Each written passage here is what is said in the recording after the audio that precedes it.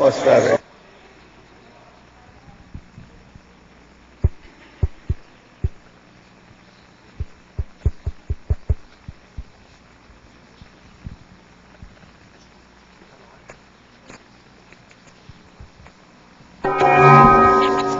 Tertúlia.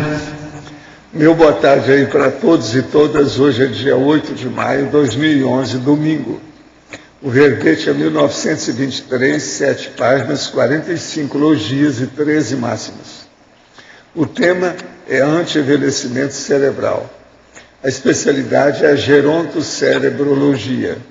Quem redigiu esse verbete com muito critério, como sempre, foi a professora Rosa Nader, que é a deusa Minerva aqui das nossas moderações de debate. De modo que hoje ela está na poltrona dos réus para receber aí, sabe, todos os tiros. E outra coisa, mais uma vez, a Pilar está ali como um pilotiço, segurando a barra. E outra coisa, assessorada ainda pela Malu, que está lá de lado.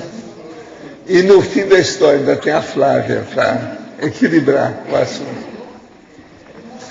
Definologia. O anti-envelhecimento cerebral é o ato ou efeito de Aconsim, homem ou mulher, conseguir manter as funções cognitivas ativas, apesar do desgaste progressivo natural do cérebro pelo avançar da idade física, conquista obtida pela autodeterminação consciente em dedicar-se à prevenção holossomática antecipada desde a juventude.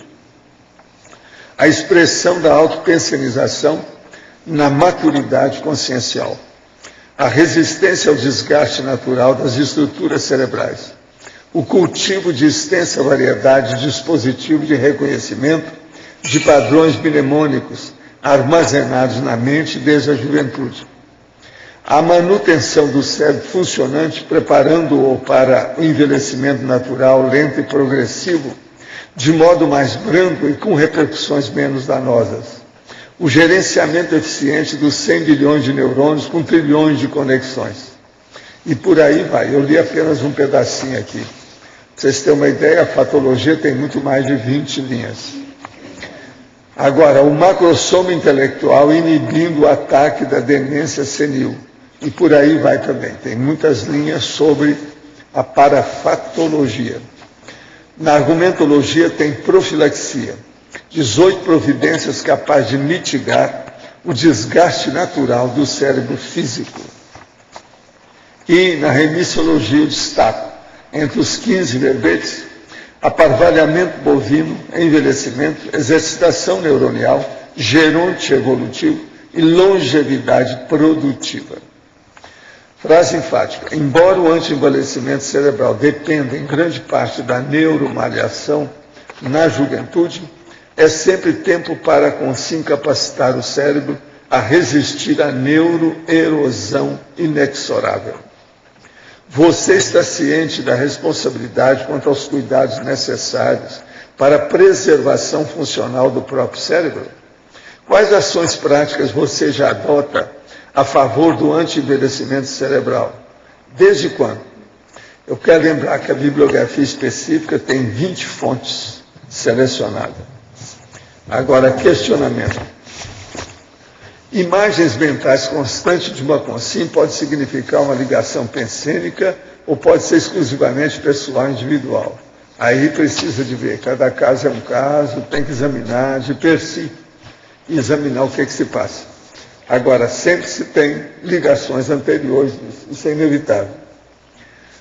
Outra, há um mês tive uma projeção consciente, vi o momento certo quando saí do meu corpo, senti uma energia percorrer todo o meu corpo, daí me lembrei o que fazer agora, me lembrei quando o senhor falou numa tertúlia para pedir ajuda para o amparador. Foi o que fiz nesse momento e apareceu 2 rostos, um de mulher e o outro de homem. Pediram para que eu os acompanhasse. Me lembrei de sair levitando e quando vi estava no laboratório todo branco, quando eles se projetaram e começaram a falar da escassez de água, me deram exemplo do que iria acontecer com a humanidade com a falta dela. Me lembro que eles deram uma demonstração onde ficaram bem pequenos nesse momento e despertei. Eles podem ser meus amparadores? Ora, mantenha essa anotação e vê o que acontece daqui para frente. Qual ou quais as técnicas que o senhor indica para o estudo da conscienciologia? Todas. Estou iniciando o aprendizado e gostaria de memorizar os termos e temas de maneira mais eficiente e produtiva. Escuta, se eu vou indicar as técnicas da conscienciologia, porque se eu fiz é porque elas são importantes. Agora, tem uma mais importante que a outra, depende das suas carências. Você chegou com o quê? Olha o que te falta, olha os furos e preenche os furos. O que é que te falta? Olha bem, tem umas que a gente não pode esquecer. Por exemplo, cosmoética, evolução, o processo da prioridade. Isso tudo aí é importante. Proex. Mas, outra coisa, como é que você vive na interassistencialidade? Talvez essa seja mais séria. Olha isso, tudo são técnicas, tem tudo aí para isso. Começa com EV, o estado vibracional. Se você ficar aí depois da abertura, eu quero falar uma coisinha com você, tá? Venho notando nos últimos meses que algumas pessoas estão me chamando mais atenção do que outras, como se houvesse alguma ligação entre eu e elas. Elas me parecem ser conhecidas de outras vidas ou do período intermissivo. Se sim, elas podem indicar o mesmo, identificar o mesmo quanto a mim, mesmo não conhecendo essa realidade da conscienciologia. Aí depende da hiperacuidade de cada um. Isso é muito difícil. As perguntas hoje estão todas elas difíceis devido ao processo da generalização. Né? Querem que a gente especifique, ali bonitinho, isso não dá. Né? Poderia explicar porque o povo de Vilcabamba tem 10 vezes mais pessoas centenárias que o normal? Alguns chegam até 135 anos. Os anciãos fumam, bebem álcool, comem bastante sal, tomam muito café e a maioria dos centenários não usa óculos, além de fazer muito sexo. Não querendo ser indiscreto, mas já pergunto se a pessoa acima de 70 anos tem condição de vida sexual vigorosa sem enfraquecer o soma. Yes, indeed. É lógico. Agora, ó, seria bom ver o meu verbete que eu falo sobre Vilcabamba. Confrontação urbanística é o nome que eu falo lá, é o título do verbete que eu falo sobre Vilcabamba, que eu comparo aqui com a nossa Cognops. No curso em DVD, Mega Pensando Trivocabular, o senhor diz que é complicado debater sobre alimentação para um número grande de pessoas. Por quê? E também que o idioma português é melhor que o inglês. Isso não é relativo? Escuta. O que não é relativo? Vamos com calma. Se nós não definirmos as coisas do jeito que precisa, não existe nada absoluto, tudo é relativo. Então vai com calma. Então, em primeiro lugar, vamos aqui no Mega Pensando Trivocabular. Por que é que eu falei que a alimentação num grande número de pessoas é difícil? Pelo seguinte, dentro de uma plateia tem gente com anorexia e pode ter gente com bulimia. Você está entre dois extremos. Como é que fica isso? Isso é um problemão. Você vai falar, uma mulher, um homem barrigudo, uma mulher gordalhona, vai falar em baleia, e sempre vai criar problema, conforme o auditório. Eu aqui, por exemplo, falo que está tudo em casa, tal, o povo já me conhece, mas um lugar novo. É complicado ou não é falar sobre alimentação? É assim, o negócio é muito sério. Se não tiver cuidado, cria um problema aí com muita gente. As bobagens que tem hoje, que eles falam sobre ciência, que não pode, agora o último que eles estão combatendo é o açúcar, mas de uma maneira total. Açúcar até de fruta, de tudo que tem. Daqui a pouco não vai sobrar nada. A pessoa vai comer o dedo, ela vai comer o quê? Os cabelos, quando corta, você come, pedaço da unha, que é os seus fôneros, besteira. Tem muita tolice, muito excesso nisso tudo. Mas é preciso a gente abrir o olho. Agora, outra coisa. Você me perdoa, mas eu estudei muito alguns idiomas, sabe? Então, o que se passa? No livro Projeciologia, para eu estudar durante 19 anos, eu trabalhei com 20 idiomas. Agora, isso procedente de, ao todo, 37 países. Agora, o que se passa?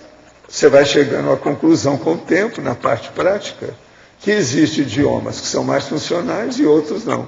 O inglês é funcional para vender. É o processo de dinheiro. É muito bom, porque tudo eles arranjam um jeito na hora, mas não há racionalidade. É uma língua bárbara, ela é espontânea, mas sem nenhuma racionalidade. Já o português, que já veio do latim, tem muita raiz grega também, ele tem muito mais racionalidade. Você pode compor as palavras, os neologismos. Em inglês não tem nada disso. Em português, as situações são tantas que tem até, por exemplo, a cacografia ou cacologia. No inglês eles nem veem que existe isso, nem pensam nessas coisas. Agora, a nossa língua, então, ela é muito mais detalhada. Então, o português, o alemão, por exemplo, é muito melhor do que o inglês. E olha, o alemão também tem o inglês, mas não é igual. Mas, dessas línguas todas que tem aí, o português é muito funcional. A maior prova que tem é que eu já tenho 6.000 neologismos. E olha, é pouco. Eu estou fazendo um livro que vai aparecer muito mais agora. Entende? O livro que eu estou fazendo, que é esse da Dicionário dos Argumentos da Conscienciologia. Eu estou trabalhando até agora com 600 páginas, mas eu já tenho 55 páginas que eu já poderia mostrar. Entende? Agora, todas elas têm base de logias que vão mexer com o processo do neologismo, da neologística. De modo que isso é o português que me permite. Se fosse outro idioma, não daria para fazer isso. Eu teria que estar usando esses recursos do inglês, de cortar as palavras, que o negócio ia simplificar, ver tudo para poder vender. De modo que pense bem. Agora, ó, eu não sou fanático pelo lusitanismo, não, tá? Por exemplo, o conscienciês para mim é muito melhor do que o português. Mas eu ainda não consigo dominar o idioma, tá? Estou só falando que às vezes você já consegue melhor do que eu, né? Falando em idioma português, está aqui, Manual do Texto Dissertativo, da Julieta Mendonça. Acabou de sair, está quente o livro, saiu do prêmio. Agora veja, é o máximo esse livro aqui, para quem quer fazer uma dissertação, para a turma que escreve artigo, verbete e livro. Ele é o máximo. A Julieta é uma pessoa super viva nesse assunto. Esse aí vocês podem levar já para a holoteca, tá? Porque ela já me deu um dedicado, esse aí foi o nosso amigo que me deu. Agora, outro aqui, ó, apareceu a nova edição do livro Coragem para Evoluir. É muita gente que cita esse livro. Se alguém quiser ler o livro, está aqui, sabe? É a segunda edição, que acabou de sair. Agora, outra pergunta. Tenho 24 anos e sou estudante de engenharia de computação. Estabeleci um conjunto de 20 experimentos no extrafísico para efeitos de autocomprovação. Vou para a 9ª tentativa de projeção através da técnica da projeção pela pineal. Ainda não tive descoincidência. Até agora estudei zunidos altos da cabeça, senti algumas ondulações densas e lentas no corpo todo. Também me esforço para manter a concentração e não devanear. Poderia me dar sugestões para otimizar a aplicação dessa técnica? Eu acho que é o seguinte, para fazer projeção é bom você estudar 5 técnicas. A maior delas é a da saturação projetiva. Coloca tudo sobre o tema da projeção na sua casa, na sua cama, no seu escritório, na sua mesa, na sala de jantar, até você ficar totalmente saturado com a ideia da projeção. Agora, pense sempre numa frase técnica, que isso aí a própria parapsicologia andou estudando. Eu estou dormindo ou estou acordado? Em qualquer lugar que você chegar. Se chegou aqui e veio falar comigo, você pergunta para você, eu estou dormindo ou estou acordado? Não, eu estou acordado. Então, com isso, quando você estiver fora do corpo, você vai perguntar, estou dormindo ou estou acordado? Aí você vai ver, opa, meu corpo está dormindo, você vai ver a situação. Aí você vai ter mais autoconsciência. Agora, para você, na Fatologia, página 02, 10ª linha, as pesquisas inconclusas sobre as diferenças anatômicas e funcionais entre o cérebro do homem e da mulher. Então, aqui pergunta, essa diferença funcional existe mesmo? O que pode nos dizer sobre a diferença entre o hemisfério direito e esquerdo dos homens e das mulheres? Na 3ª e 4ª idade, as consciências estão menos sujeitas ao efeito dos hormônios sexuais? Essa é uma contribuição da natureza para nos aproximar mais daquilo que realmente somos, consciência, na condição de ser mais livre? É correto pensar assim? Essa pessoa é de Lisboa, em Portugal. Essa diferença aí entre o homem e a mulher, cada um, eu vi várias posições a respeito disso. Tem um resultado aí, que é a partir daquela hipótese, né, do cérebro bipartido, em hemisfério direito e esquerdo, que eu fiquei levantando uma hipótese, eu não vi isso escrito, que eles fizeram uma pesquisa, assim, olha, e viram que o hemisfério direito, por causa de ser mais, assim, novidadeiro, né, mais relativo às coisas da novidade, eles atrofiavam um pouco mais rápido do que o cérebro, o hemisfério esquerdo, que é onde ficava o repositório das estruturas mais fixadas, mais rígidas. E aí eu fiquei me perguntando se a diferença não deve ser de sexo, mas assim, normalmente as mulheres, elas têm uma tendência a trabalhar mais com o hemisfério direito do que o homem com o hemisfério esquerdo. Então, talvez essa dedução possa vir de uma causa errônea, entendeu?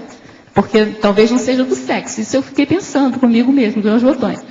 Porque se a pessoa trabalha, independente se é homem ou mulher, trabalha mais com o cérebro, com o hemisfério direito, e com o esquerdo, e aliás, esse é um outro mito, né, de que eles trabalham completamente independentes. Também eu fui estudando isso, porque o meu interesse nesse verbete foi estudar a parte do cérebro mesmo, sabe, físico aqui.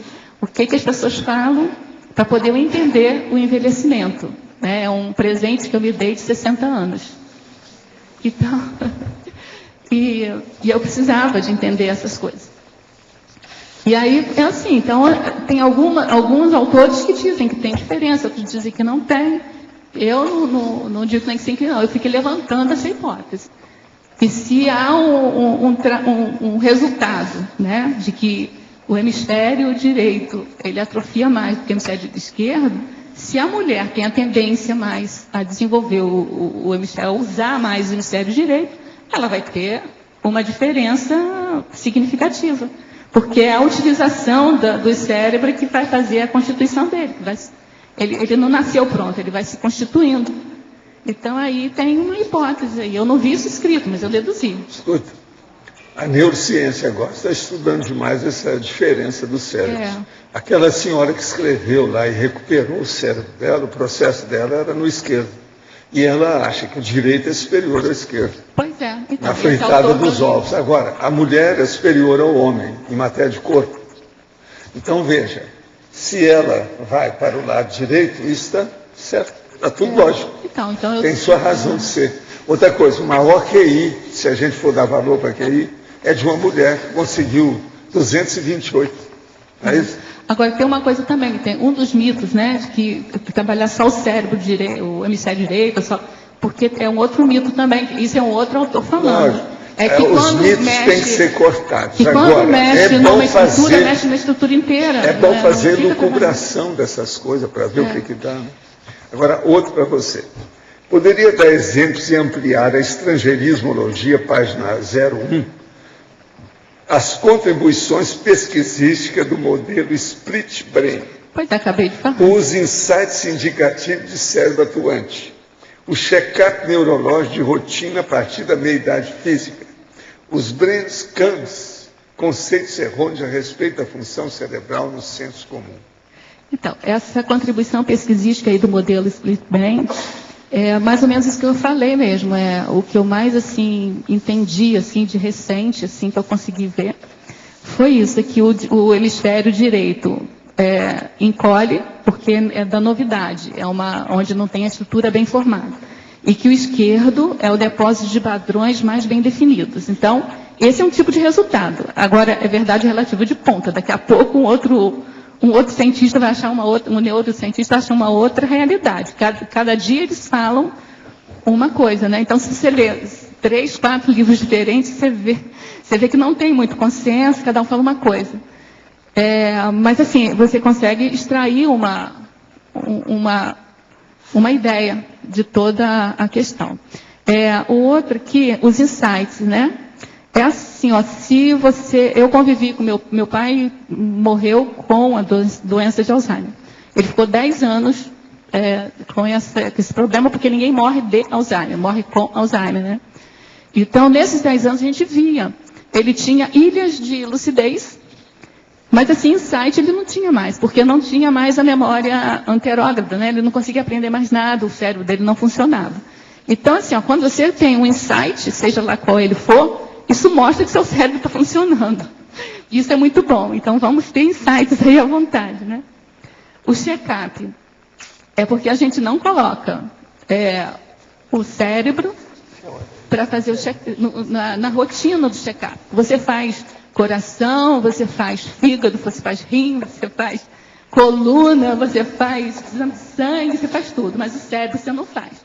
Também não sei se é para fazer, porque os exames, aí com todo, depois você pode esclarecer, mas assim, às vezes faz contraste, às vezes tem eletromagnetismo, eu não sei se é para fazer mesmo, né? Enfim, mas de qualquer maneira, aonde eu li o livro, o autor, ele era neurologista, neurocientista, e ele fez o exame dele, depois, mais tarde, ele conta lá a história no início, que ele ficou...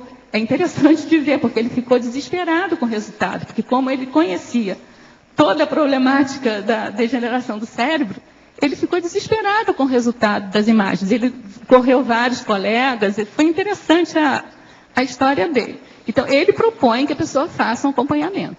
Eu, em particular, quando meu pai estava lá com Alzheimer, né, a família inteira fica com problema, porque eu participava daquelas reuniões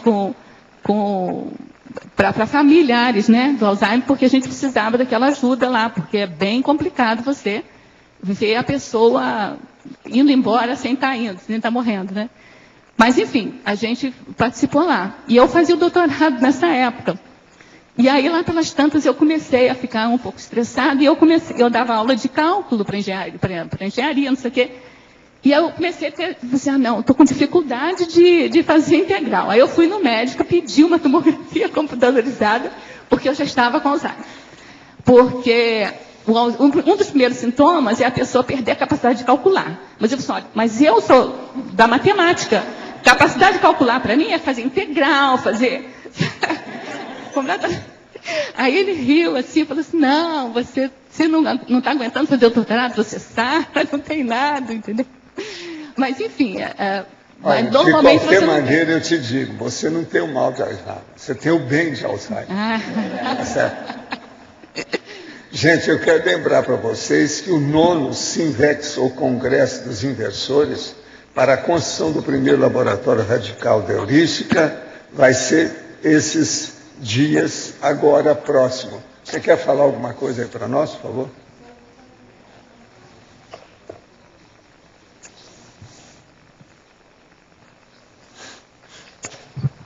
Vai ser nos dias 23 e 26 de junho, no campus de Aracé, em Espírito Santo. Então, temos quase 50 alunos e estamos esperando mais alunos para contribuir na construção do Serenário e também para amigos da enciclopédia.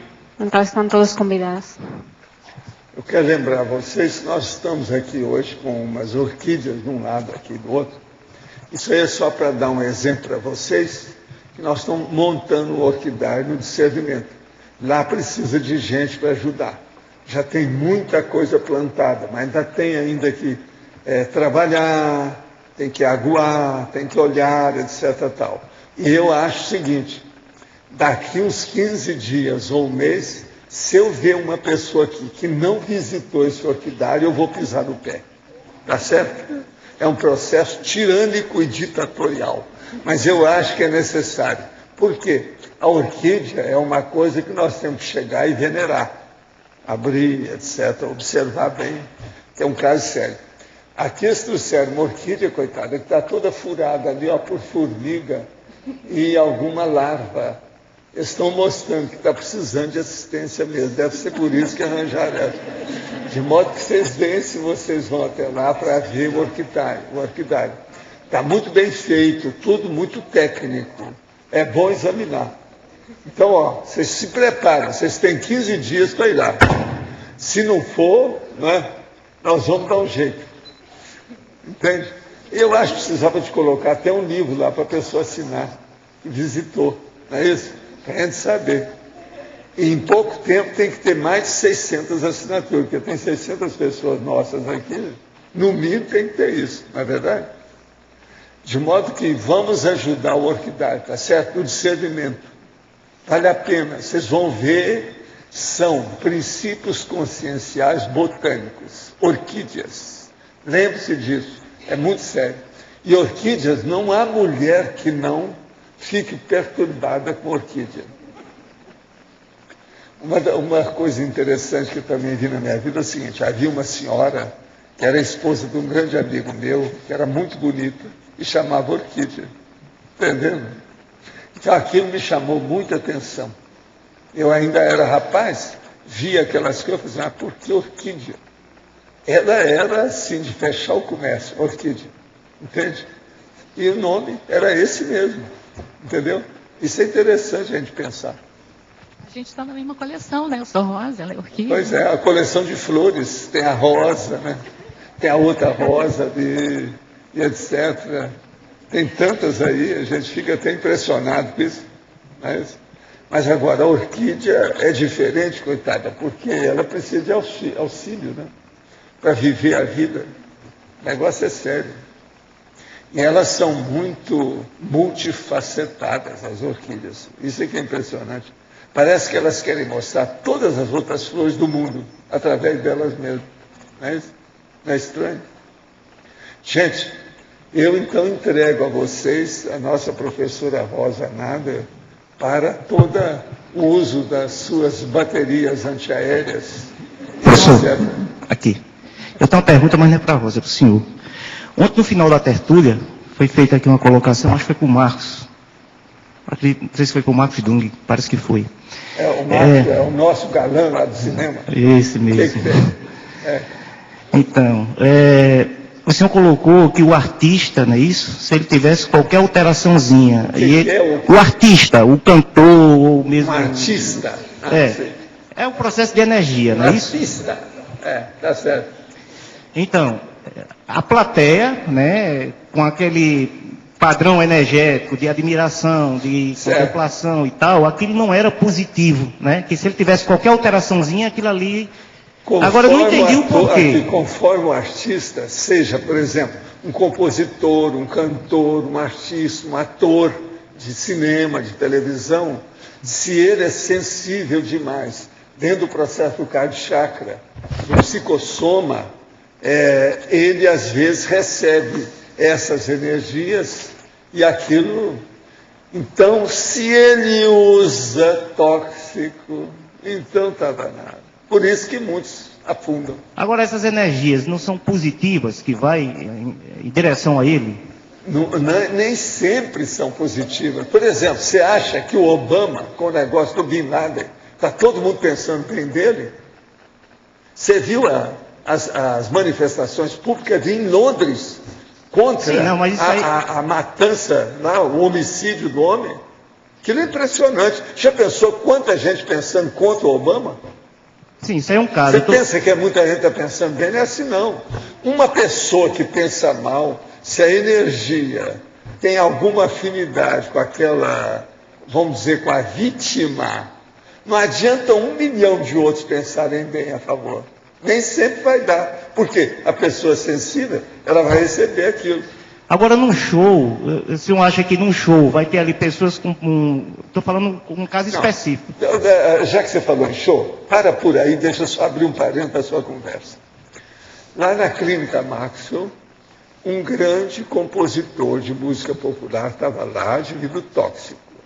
Ele então chega para mim e diz assim, Val, eu vou te pedir, eu tenho dentro de 2 semanas um big de um concerto numa praça de São Paulo. Você podia ir comigo, você fica atrás de mim e joga energia para eu aguentar a barra. Só para você ter uma ideia. Eu não fui com ele, mas eu falei assim, não, vamos fazer um ato voltaico aqui, vamos dar um jeito em você. Eu fiz, E daí uns dias saiu da clínica, foi, fez o show, parece que tudo deu certo depois. Agora, não sei se ele voltou com o toque, se ele conseguiu sair. Porque lá havia um monte desse povo. E é terrível isso, porque quando a pessoa começa a usar muita maconha, cocaína ou qualquer coisa, crack, ela pensa que ela está com toda aquela vitalidade intelectual, a criatividade, a heurística, as ideias originais, o processo para compor a música, para ter uma letra, sabe, adequada, tudo. E a pessoa, então, continua escrevendo porque ela acha que ela é do mesmo jeito. E ela já perdeu todo o feeling. Então, é simplesmente constrangedor você ver aquela pessoa que está microcéfala e está pensando que ela é a gênia, o gênio que tinha sido antes, e não é mais. Agora, onde é que a gente expressa isso? Lá na Clínica Maxwell tinha o jornal da clínica, onde o povo, sabe, escreve. Eu não sei se ele ainda tem até hoje. Então, você via, através disso, das letras que ele escrevia, já não tinha mais uma pobreza, aquilo estiolava, não dá mais nada. Então é um negócio terrível isso. Agora, a turma lá é muito sensível ao processo de energia. Sensível pró, sensível contra. Você está entendendo? Agora, então, o sensível pró, né? Ele está ali. Eu acredito que as pessoas que estão ali presentes é porque tem uma afinidade, tem uma... Mas artista, você confia em artista? Aqui, você confia em artista? Presta atenção. Por exemplo, um artista que seja de palco é o maior fingidor profissional que tem. Ele vive fingindo as coisas, ele vive no mundo da mentira. Você pode confiar numa pessoa dessa? São poucos os artistas de fibra, articulado, bem arrumado, ali em cima do lance. A maioria é desarticulado por causa disso. Você já pensou você bancar o traficante durante 5 filmes em seguida? A pessoa vai ser semi-traficante, vai ser criminosa. Dentro dela, ela só pensa naquilo. Eu queria entender, professor, o seguinte, como funciona esse processo, né, da energia chegar lá e ela atuar negativamente. Recepção. O que você recebe? Se você usa toque, você está num ambiente desse. Ambiente de artista, você sabe que não é nada bom. Ambiente de artista e de prostituta, a diferença é mínima. Eu já trabalhei nisso tudo, eu já estudei até em Hollywood. Eu vi as coisas todas na Califórnia, vi um monte de coisa por aí. E outra coisa, vi no Japão, vi na China. Eu trabalhei com gente do Takarazuka, trabalhei com gente do Kabuki. Eu sei como é que essas coisas todas lá por dentro. E fui lá para estudar justamente esse processo da consciência. Então o problema é de recepção. Se a pessoa, nesse holopensene, que é destrambelhar quase sempre, ela se sente ressentida com alguma coisa, uma emissão de energia negativa para ela vai ser muito mais importante que a outra que é boa. A boa, ela acha, não, aquilo é comigo mesmo, sou eu. Está apenas chancelando o que eu sou. Agora, se vem alguma coisa negativa, pronto. O egão do artista quase sempre é maior que ele. Isso é uma tendência. E outra coisa, ele tem que ser assim em parte, né? Até um certo ponto precisa. É a segurança que ele tem que ter, e ele não tem. Porque ele é artista, de modo geral, é freelancer. Ele nunca sabe o que vai acontecer na próxima semana. Um monte deles. Até firmar a vida demora demais. Você agora está entendendo por que é o negócio? Agora, olha, não sou só eu que vi isso, não. Isso é internacional. Que tem gente que pergunta, é esquisito. Uma pessoa pública, por exemplo, às vezes tem uma coisinha toda, um desajuste, um transtorno superficial. Daí a pouco o negócio fica grave. Por quê? Porque o ambiente não é bom. Está recebendo um negócio negativo, aquilo piora. Entende? É o contrário daquela pessoa que pode estar aí com um negócio sério e aquilo melhora, porque o ambiente dela é bom. Começa pela condição interna do micro-universo consciencial. Se uma pessoa quer viver, ela tem confiança, segurança, autoestima, amor próprio, ela dá valor para a vida que ela tem, ela vai viver. Agora, se ela jogar isso no buraco, ou ficar em dúvida, entrar naquilo que o povão hoje chama de vacilo, pronto, tudo dá para trás. Você olha, o Supremo Tribunal Federal, os caras são chamados vacilões pelo povo atualmente, porque eles não decidem as coisas direito. Aquilo lá não está bom, o Brasil não está bom. Se a magistratura não está boa, o Brasil está no buraco. Você está entendendo? Então o processo nosso íntimo, como é sério, como é que influi nisso tudo. Agora vamos puxar para o lado da política em si, né? Por exemplo, um político, né? Que a gente sabe que a grande maioria aí tem esse problema aí da cosmoética aí bem exacerbado, né? Então isso é bem mais grave. O que tem? Nessa questão, por exemplo, ele está lá lidando com o eleitorado dele. Você veja, o tanto igual o Tancredo, quantos foram no Brasil, político de uma hora para outra sumiu. E alguns somem até no mar, e ninguém nem acha o corpo depois. Ainda tem isso ainda. Tudo é político.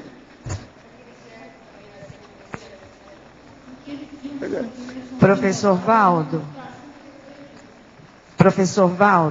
Sim.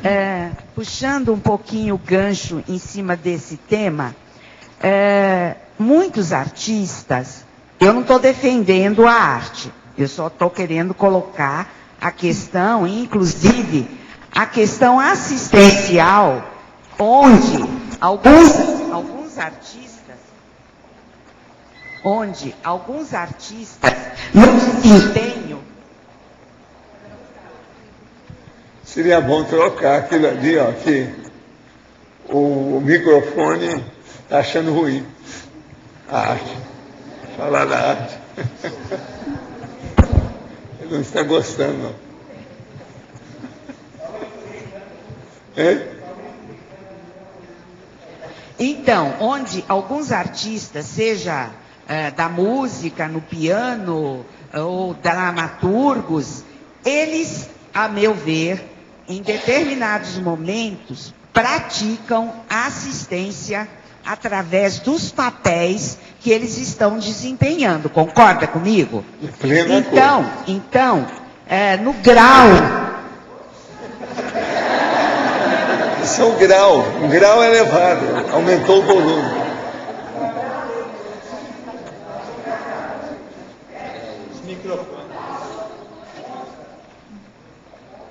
Fomos artistas e que hoje já estamos um pouco mais elucidados na questão consciencial. Como que a gente pode, aí o senhor está dizendo, está grifando a questão da arte na evolução? A arte, em tese, é uma droga. Devemos esquecer isso. Se nós partimos dessa premissa, está tudo bem. Então vamos olhar as coisas com racionalidade. Pronto, aí já melhora. Agora, é lógico que tem muito artista bom. Por exemplo, certas músicas clássicas são fora de série. Tem um artista, por exemplo, igual Gregory Peck, que eu estava falando aqui ontem, foi um grande cara. E assim vai, por aí vai, é etc. A questão evolutiva de cada consciência. Falando em arte. E daí? Está entendendo? Falando em arte. Na mesma linguagem da música. E daí? E a vovozinha? O processo a gente vê o que seja essencial. Entendeu como é que é? A situação toda é essa. Agora, que o processo artístico não é fácil. Outra coisa, as aparências enganam demais. E dentro da arte é onde elas enganam mais. Você já viu, por exemplo, a pessoa faz aquela obra artística, Hermès, sua lá da França, Hermès, aquela bolsa magnífica, e aí você vai comprar $15 mil, $150 mil, uma bolsa.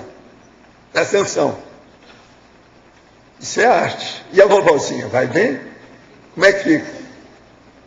Estou dando só um exemplo. E é artista. O mais importante, no meu modo de ver, é assim, é a questão intraconsciencial do artista.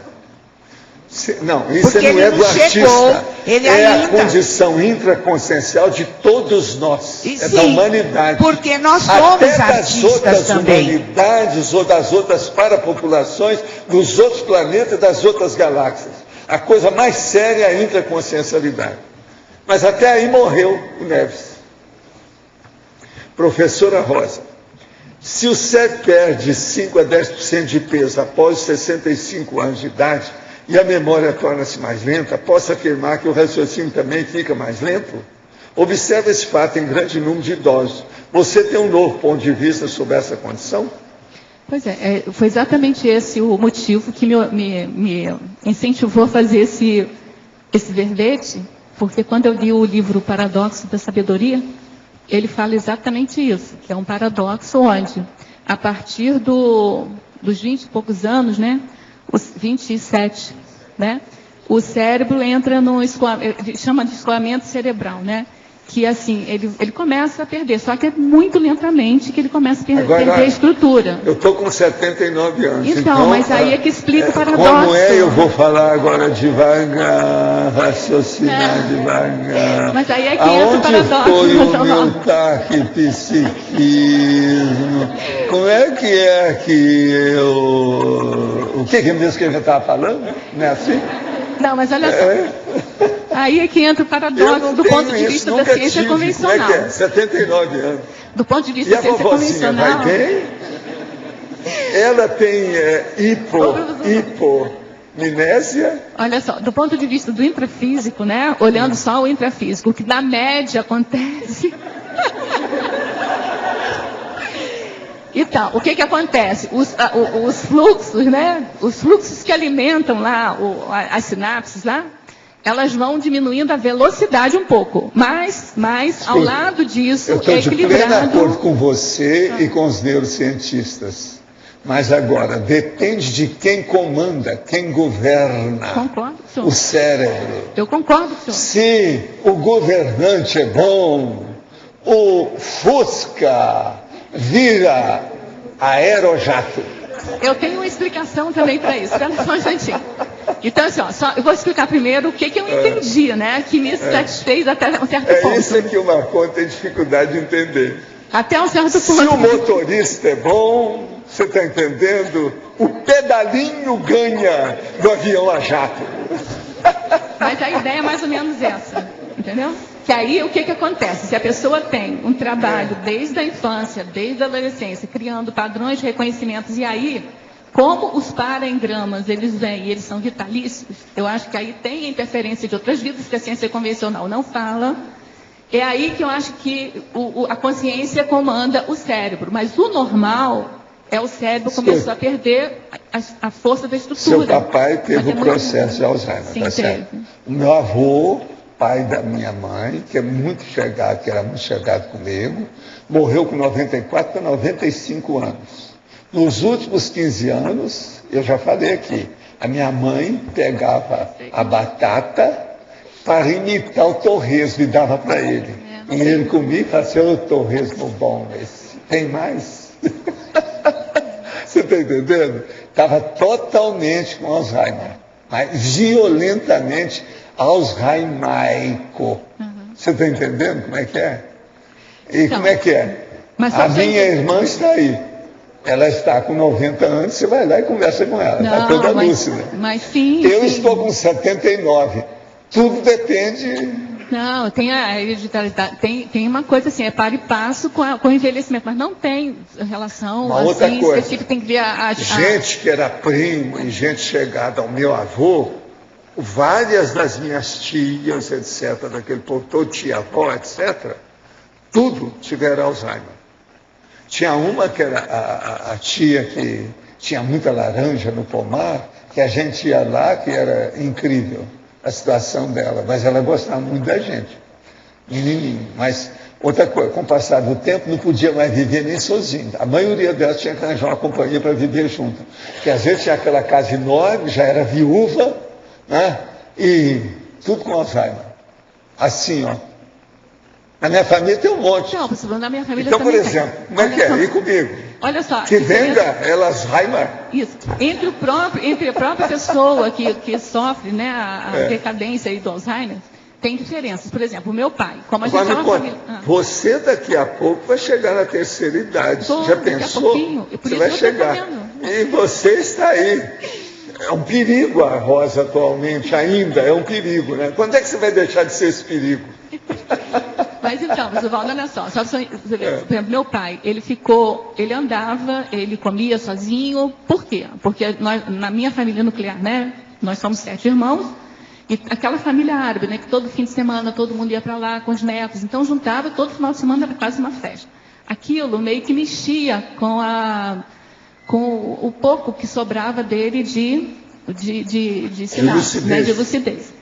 Já eu tive uma tia, que é a irmã dele, que assim, quando caiu com o problema de Alzheimer, ela ficou completamente, como se fosse em coma. Ela não fazia mais nada. Mas é mais varia. Mesmo. Então, varia, porque aí a gente aprendeu lá naqueles encontros lá, que quanto mais você incentivar a pessoa, ler para a pessoa, cantar com a pessoa, né? E aí, assim, o que me intrigava nessa história do cérebro? Eu cheguei até a fazer um congresso lá em São Paulo a respeito disso. Então, assim, eu via lá um neurologista lá, um neurocientista, mostrando lá umas imagens de pessoas que estavam, aparentemente, assim, se fosse olhar pela imagem, falava que estava com Alzheimer, e não estava. E outro que não tinha como provar e que estava completamente cheio de Alzheimer, né? Então, assim, eu ficava querendo entender como é que era o processo desse cérebro. Por isso que eu estudei o verbete mais do ponto de vista intrafísico. Agora, eu entendo que, do ponto de vista extrafísico, quando você cria bastante para em gramas, quando você traz, isso altera toda a ordem da natureza do físico. Agora, do ponto de vista físico, o que eu entendi, né? É que, assim, você nasce, você começa a gerar neurônios, gerar sinapses. Aí tem a poda sinapse quando você está ainda jovem, porque é para tirar o excesso, porque também ficar com o desvario também de sinapse é prejudicial.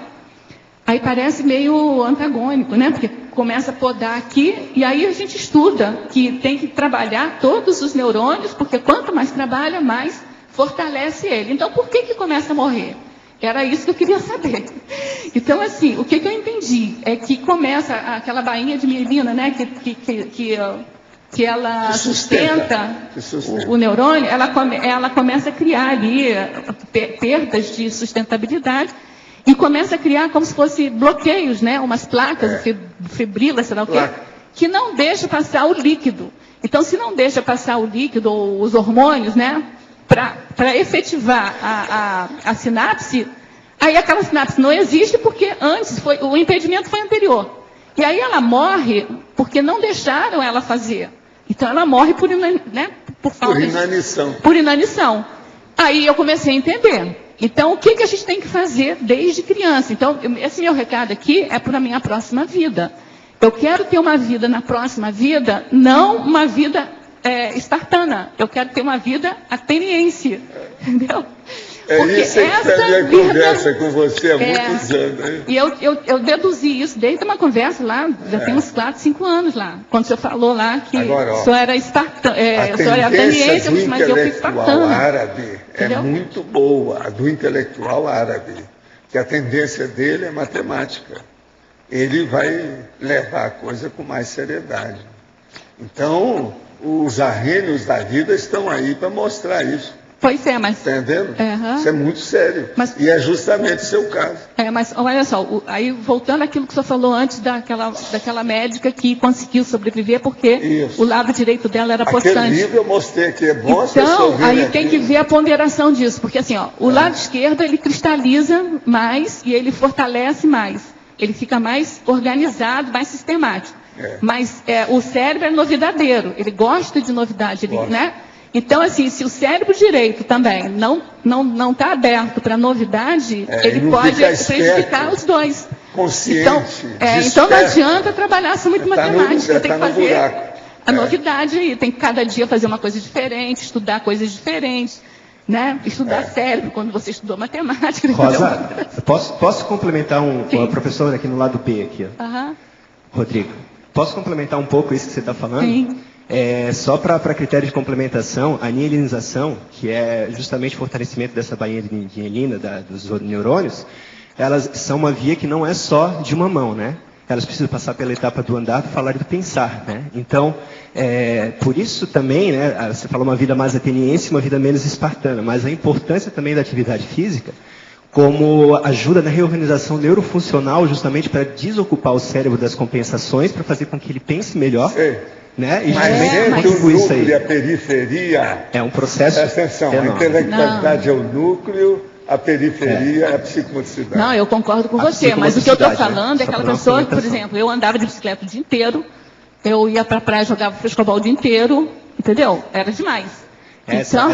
Esse equilíbrio. Então, né? eu fazia muito esporte, eu fazia direto. Assim, e eu tenho aí, com relação a isso, eu estou tendo agora um outro tipo de problema cerebral, que é porque eu tive poliomielite, agora eu usei demais os neurônios, e os meus neurônios musculares agora estão falindo, e o cérebro, né, que o cérebro, eu destaquei aqui quatro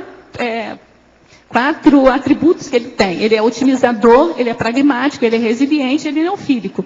Mas a resiliência dele tem limite. Então, assim, se ele perde muito neurônio, ele cria dendritos para poder superar aquilo. Mas chega um momento que ele não aguenta mais. Então, agora, é o caso que eu... Então, assim, o exercício físico, independente de ter tido, no meu caso, aqui, que tive poliomielite, independente disso, tem que ter um limite para usar. Porque, sabe, não pode, sabe? Sempre limite, sempre moderado. Sempre moderado, de acordo com cada caso. Agora, eu concordo com você, tem que fazer exercício físico. Mesmo aqui, mesmo tendo limite, disciplina, organização, dedicação aos processos, você às vezes não consegue sustentar, porque a vida humana é muito difícil. Observa as minhas deficiências e meus trafares. Eu vou falar 2 bravos para vocês, presta atenção. Eu tive um câncer justamente no lugar do coronochakra. Isso é um aviso, né? É o mínimo, mas é uma deficiência. Agora, pior, eu estou com um processo justamente no lugar da dragona, lado esquerdo, e eu tenho, como é que chama aquela doença dessa? Bursite. Tenho a bursite aqui violenta. Agora veja, essa bursite já tem um histórico terrível, porque meu braço tinha ido para trás. Então veja, olha outra deficiência minha. O que eu vou fazer? E outra coisa, com toda essa dedicação, fazendo força para acertar, etc. Tal, como é que vocês... Não dá para passar a mão em cima disso. Você está entendendo? É um fato comigo, quer dizer, minha deficiência violenta. Então, mesmo com isso tudo, ainda tem as deficiências biológicas, orgânicas, somáticas.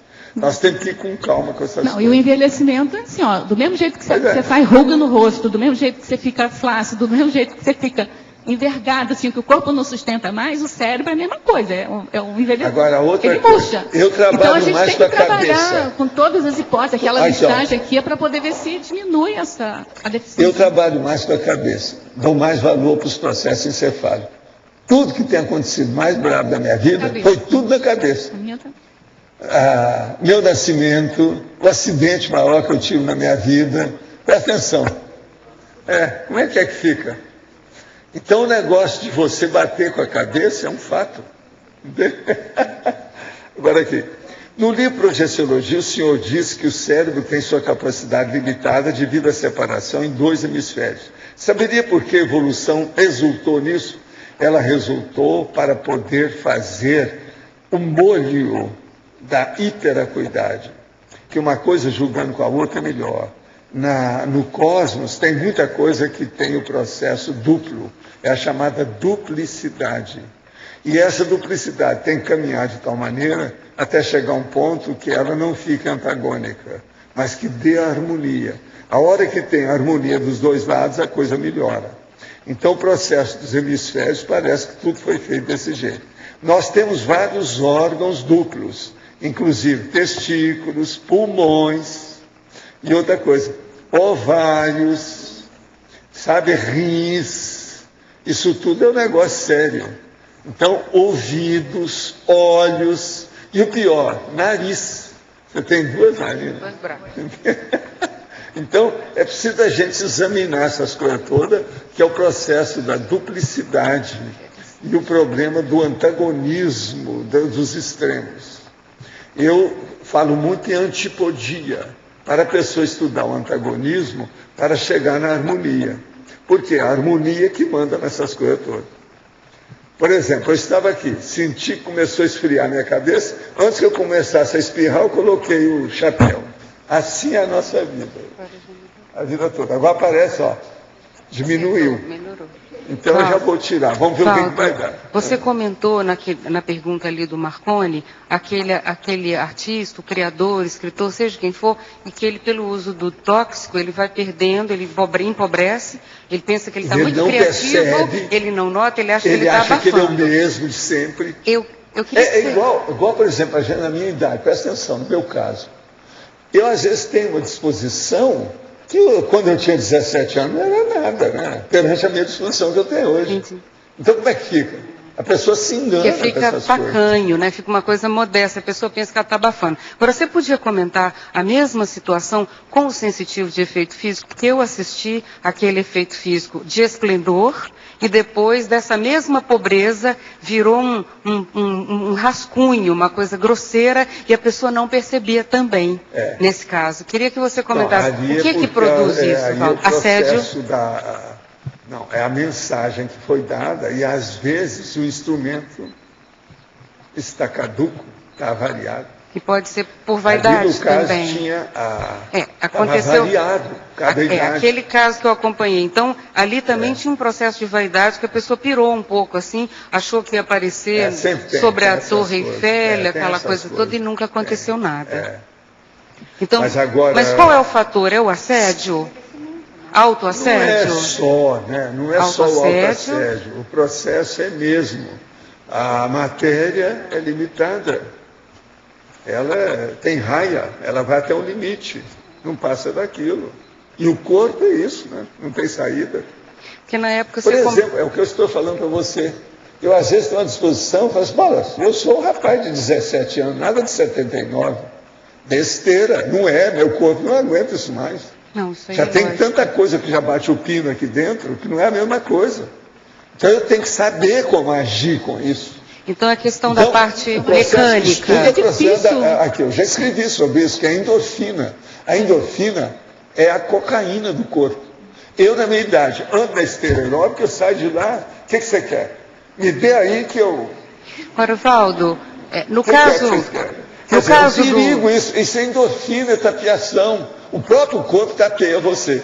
Mas esse sensitivo de efeito físico, assim, de ectoplasma, de esplendor, que tem todos, aquele monte de fenômeno ao mesmo tempo, esse empobrecimento dele, ele tem uma outra razão? Existe algum outro motivo? Porque o soma está lá. Motivos. Mas agora, é mecânico o processo? Aí, o processo é a senilidade.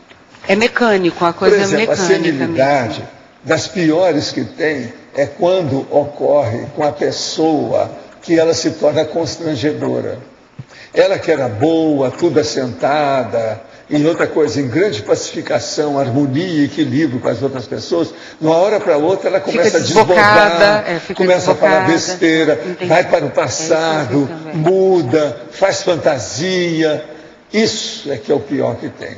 Isso aí é pior que Alzheimer. Agora, o que se passa? Demência, essas psicoses, tipo de demência. Elas são muito mais comuns do que a gente pensa. Depois dos 50, tudo isso pode acontecer com a pessoa. Então, Agora, o que eu vejo mais é essa senilidade. É isso que estão falando agora da Alzheimer. Ela começa muito cedo, já tem gente com 45 anos que já está mostrando sinais de Alzheimer. Eu trouxe livro aqui, falei sobre isso. Valdo, isso tem a ver com a maturidade do sensitivo também, do parapsíquico, né? Se você sustenta uma maturidade demais. Em alto nível, interassistencial, e isso tudo consegue dominar as energias, as coisas melhoram. Entendi. Tinha um infantilismo relacionado. Sabe que existe energia consciencial? Como é que fica? Entendi. Dentro das coisas que eu estava lendo aqui, uma das causas assim possíveis, né, uma das hipóteses do Alzheimer que está começando mais cedo, é que essa nossa vida agora, ela é mais rotineira, ela tem uma rotina, não é aquela rotina produtiva que o senhor fala, que está sempre estudando coisas, não. Aquilo que já está mais organizado, a sociedade, de modo geral, está mais organizada, né, então tem uma rotina mais fixada. As pessoas estão alimentando cada vez pior, né? Com esses aditivos assim, alimentares. Cada farturologia. Então, tudo isso vai Estuda aí o influxo. O senhor poderia dar exemplos da intraconsciencialidade? O que é a qualidade das manifestações da intimidade da consciência? Qual o melhor tipo de intimidade que devemos aplicar, ou as melhores técnicas interconscienciais a serem utilizadas? Fala aí para nós como é que é o verbete intraconscienciologia, não é isso? Que é o mais sério, aquele que eu escrevi, que tem 100 itens. Aqui, para o nosso amigo, eu indicaria ver esse verbete na enciclopédia. Intraconscienciologia. Ele tem 100 itens que vai dar uma ideia para você da complexidade do processo da vida intraconsciencial. Aquilo é seríssimo. E deu muito trabalho para fazer aquele verbete. Vale a pena ver. Rosa, aqui no ar. Eu queria que você comentasse na terceira página, em binomiologia, o segundo binômio. O binômio identidade pessoal, singularidade humana, para melhor restauração das funções cerebrais. Podia comentar qual que é a ideia por trás? Então, aqui, o que está por trás desse binômio aqui são os valores pessoais da pessoa, o quanto ela importa, né, na restauração aí das funções cerebrais. Restauração aí no sentido do envelhecimento e a restauração dela. À medida que ela tem valores e princípios diferentes, assim, ela pode mexer. Tem um outro lado que um outro autor coloca, que é assim, olha, com a vinda da biônica, né, aí entra a questão da bioética, a hipótese, né, de você conseguir chips, alguma coisa assim que possa mexer nos valores da pessoa, como é que fica isso, né? Como é que vai se dar essa questão aí das restaurações das funções cerebrais. Mas basicamente foi colocado aqui para a gente ver que os nossos valores pessoais, elas têm importância, que mexem, né, com a identidade pessoal, singularidade humana, que elas têm uma importância muito grande nessa restauração das funções cerebrais. Rosa. Pelo B. Neida. Na página 2, no final da primeira linha da patologia, você colocou as mensurações das atividades cognitivas. Você pode falar de alguma técnica que a gente possa estar utilizando para isso? O que você Olha, pensou? normalmente, eu usei uma para mim bem pouco tempo. Eu estava achando que eu estava meio mal, assim. Aí eu me propus a fazer a prova da Conscienciologia. E aí eu falei assim, eu vou medir o quanto é que eu estou de memória ou não. Entendeu? Porque eu estava numa fase meio ruim, assim, comigo, sabe? Então, eu falei assim, bom, e aí já está na sua idade, assim, mais para o cérebro fraquinho mesmo, né? E ainda com algum problema, assim, de estresse, alguma coisa, o cérebro não funciona direito. Eu ainda tenho dislexia, então complica mais ainda, sabe? Então, você troca alhos com bugalhos, você faz uma confusão danada. E eu estava, assim, meio preocupada. Aí eu falei, bom, vou estudar para a prova. E o que eu mais gosto da prova da Conscienciologia não é nem fazer a prova, é estudar para a prova. Aí eu fui estudar para a prova. E foi o meu melhor resultado, assim, maior, assim, eu acho que duas coisas aconteceram. Eu soube estudar para a prova, ou seja, o paradoxo da sabedoria funcionou. Assim, eu estava com mais clareza, com mais... Que é isso que ele diz, né? Você pode estar com as suas fibras, assim, um pouco mais lentas, mais moles, mas você tem uma sabedoria, você tem um conhecimento que supera toda a dificuldade. Daí o paradoxo que a gente vê, né? Não adianta ver isso, não vai derrubar, porque tem tanta sabedoria, tão cristalina assim, a forma de pensar, que não altera. Ao contrário, até produz mais. Mas então aconteceu isso comigo. Aí eu fiquei super contentinha, sabe? Porque eu fui bem na prova. É claro que a prova acho que estava mais fácil também, tal, mas assim, independente disso, eu poderia não ter lembrado, entendeu? Mas assim, esse foi um dos exercícios. Agora, o que está aqui é que assim, olha, tem uns testes assim laboratoriais que dizem que a pessoa, quando eu até coloquei uma colinha aqui para mim, que eles demonstram, né, que quando você tem umas habilidades já conquistadas, você faz aquilo muito mais rápido do que quando você quando você está aprendendo a fazer a coisa. Então, o que significa você ter uma habilidade já conquistada? É que você já trabalhou aquilo há mais tempo Então, aqueles tais padrões de reconhecimento, sabe? E tem a teoria dos atratores, que aquilo você mexe é como se mexesse numa pontinha, aquele grupo de neurônios, eles agem, então te favorecem a ter umas soluções mais rápidas. E a ideia é essa, para a gente não envelhecer, não perder a atividade cerebral com o envelhecimento. É você trabalhar, malhar bastante para você criar isso. Entendeu? Então, laboratorialmente, já tem essa pesquisa. Entendeu? Tá bom. Só mais uma pergunta, Rosa, que no mesma patologia, na 9ª linha de baixo para cima, tem aí o fluxograma das diferentes formas de ativação das atividades encefálicas. Uhum. Então, o que você fala desse fluxograma? Eu também coloquei aqui uma colinha para mim. É que para você desenvolver o cérebro, o ideal é você escolher campos de atividades que atraem você, mas que você não tem muita habilidade ali, porque senão você vai fazer o mesmo percurso sináptico que você já tinha antes. E aí, assim, você pode fazer um fluxograma, assim, um planejamento para você. Você vê todas as coisas que te atraem fazer, não só de leitura, de estudo, mas de atividade física mesmo, de trabalho, né? Trabalho manual. Tem um dos livros aqui que eu tenho, que até assim, você pentear o teu cabelo com a mão esquerda já ajuda, entendeu? Eu comecei a fazer isso comigo, achei divertido, entendeu?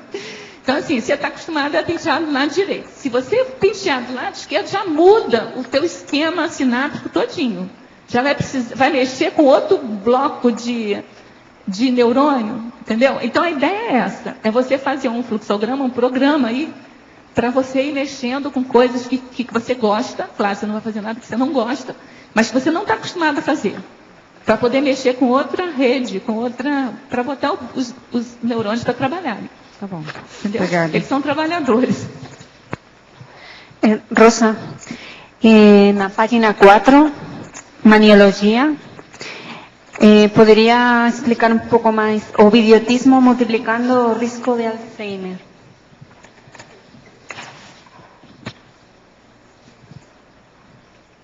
Ah, tá. Isso aqui foi uma pesquisa também que eu vi, que diz o seguinte, que você ficar na frente da televisão, já é uma pesquisa que foi feita, né?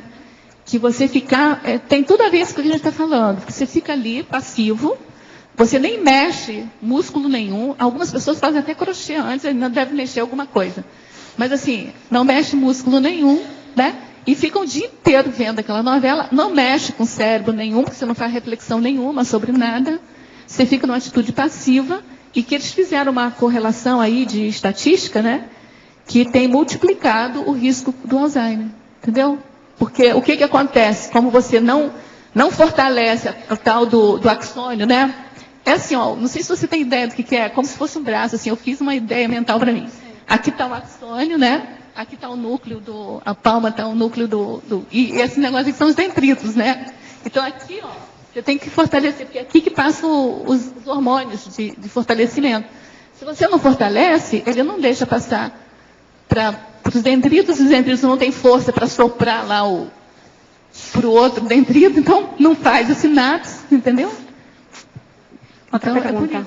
Aí você fica com Alzheimer. O Alzheimer é isso, é você mexer na capacidade ele cria barreiras, igual um bloqueio energético. Quando você está com um bloqueio, você vai fazer o EV, que o EV não sobe de jeito nenhum, nem desce.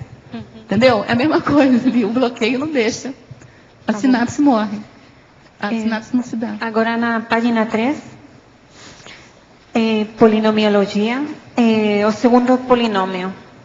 O polinômio do bom funcionamento cerebral, motivação, sociabilidade, persistência focal. Pode explicar a relação entre estes itens? Tá, peraí.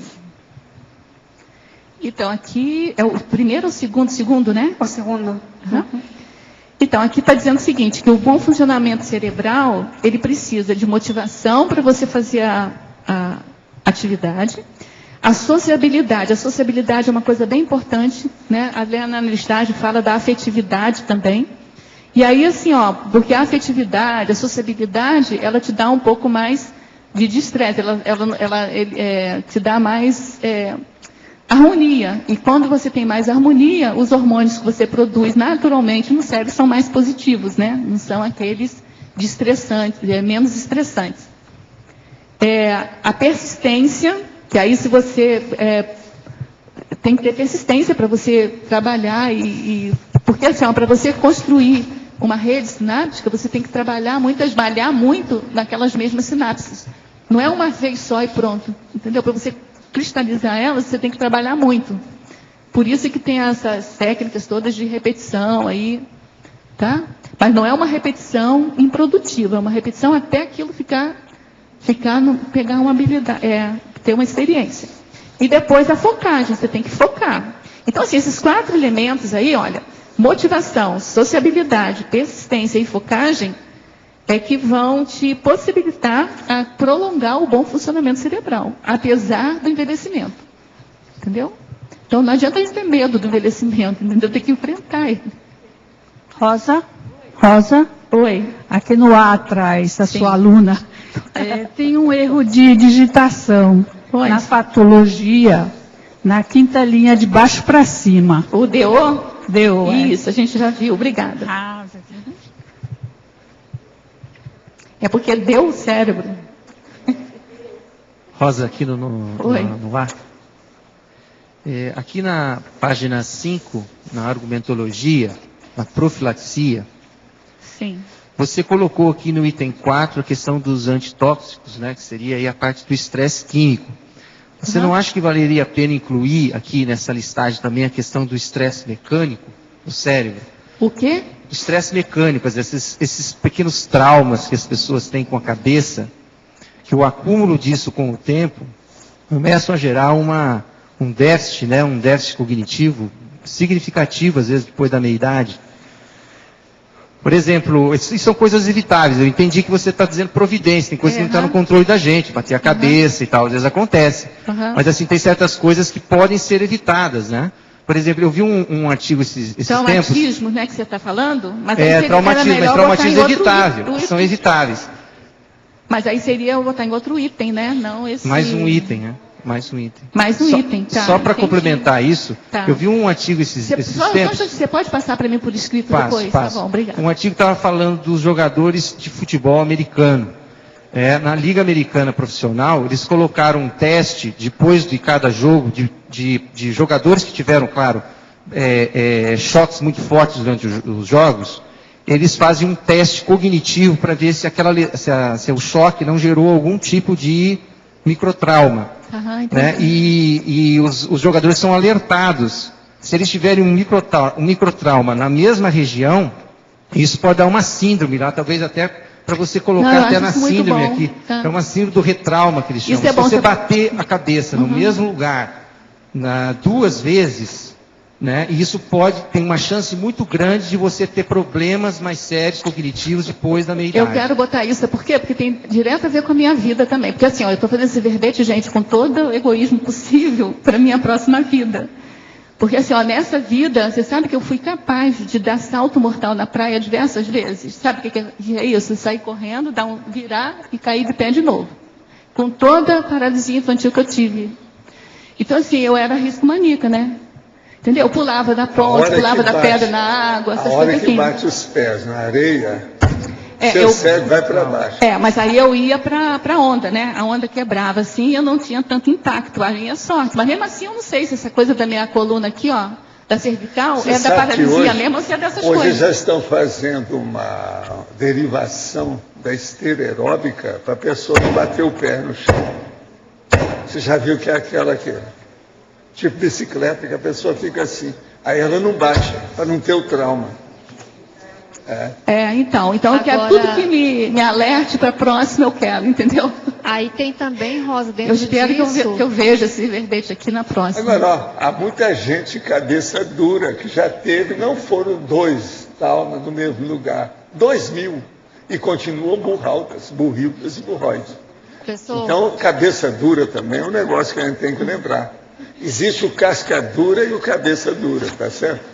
Aí tem agora, também dentro... Seria adequado facilitar o retorno sanguíneo e melhor irrigação do cérebro utilizando a prática de sentado, deitar a cabeça entre as pernas, relaxando todo o corpo por alguns minutos.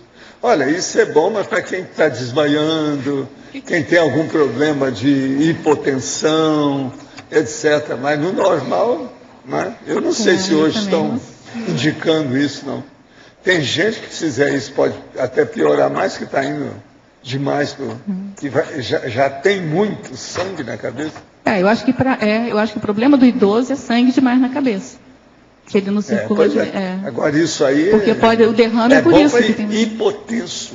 Uma pessoa que está na beira de desmaiar. Mas eu não sou médico, vocês agora têm que falar. Os meus universitários ficam falar isso. Os neurologistas nunca conseguiram detectar a sede da consciência no cérebro. No máximo especulam ser impulsos elétricos. Somente conseguirão detectá-la se passar a usar a ciência da física. Vamos ver, né? Com o tempo. Agora, o impulso nervoso é uma coisa muito séria. Pense bem no impulso nervoso. Né? Isso já faz a pessoa pensar um pouco. Impulso nervoso. Agora, uma coisa que eu acho que faz muita importância, eu sei porque eu não posso fazer muito exercício físico, assim, de andar, por causa de todo o processo meu muscular, né? Mas, assim, uma coisa que eu não deixo de fazer, que o senhor fala sempre para a gente fazer, eu faço uma variação, né, do que o senhor indica fazer, é a respiração, exercício de respiração. É impressionante como muda a questão cerebral da gente. Não, o problema é ver como é o processo pulmonar. Se a sua expansão é boa ou não é. O problema é esse. Mas assim, eu aprendi até fazendo um livro que a Cris me Eu, por exemplo, eu queria arranjar aquele aparelho da pessoa soprar. Mas é que tem que arranjar aquele bico, bocal, tudo diferente, porque cada pessoa muda. Senão pega até Alzheimer. Mas eu queria trazer isso para o CAEC, para todo mundo soprar, para a gente ver como é que estão seus pulmões. Mas o senhor isso é muito importante, a expansão pulmonar. Mas o senhor indica aquela de descendo ali Não, eu indico a pessoa sair daqui, no caminho da lógica, ela fazer bastante exercício. Isso. Agora, o exercício é o seguinte, os dois braços para trás, para fundo, lá embaixo, chupar o ar e depois soltar tudo de novo, do mesmo jeito. Agora, fazer isso algumas vezes até lá embaixo. Tem 200 metros aí para ela andar. Isso aí ajuda. Eu faço. Outra coisa, ela chega lá, vai ter mais processo de circulação cerebral, ela vai entender o que a gente falar. Ou vai entender o que está escrito no dicionário. Porque senão ela chega lá, não adianta nada. É preciso ter um sorriso na hora que entra, que é o que a gente pede para a pessoa dar um sorriso. Mas o sorriso só não ajuda a cabeça. Agora uma outra variação, porque esse exercício, eu às vezes abria o holociclo, ia lá para fora e fazia. Mas eu tenho que ter cuidado na hora de fazer esse movimento, porque você com o computador, com isso, com aquilo outro, não dá muito para fazer. Mas tem um outro, que normalmente, assim, era hábito já meu, descer não precisa de ser uma coisa extrema, não. Não precisa. Mesmo a pequena já dá expansão pulmonar. Então, aí isso é que é importante. Agora, é bom mexer com os braços, porque ajuda o processo muscular torácico, o músculo aqui. Mas a gente desce com o computador, peitorais, com bolsa, isso ajuda. Entendeu? Agora, tem um outro que não precisa, é só com o nariz mesmo. Eu aprendi com um livro também que eu li. É fazer aquela respiração igual o cachorrinho, bem rapidinho, assim. Bem rapidinho, eu desço aquilo ali, tudinho fazendo aquilo ali. Existe uma outra coisa. Você chega lá embaixo, você tá... Existe uma outra coisa que o povo esquece, que eles não recomendam, que não veem, ou passa despercebido, ou não ligaram para o negócio. É esse negócio de carregar mochila, isso não dá certo. Vocês já me viram carregar alguma mochila na vida? Não.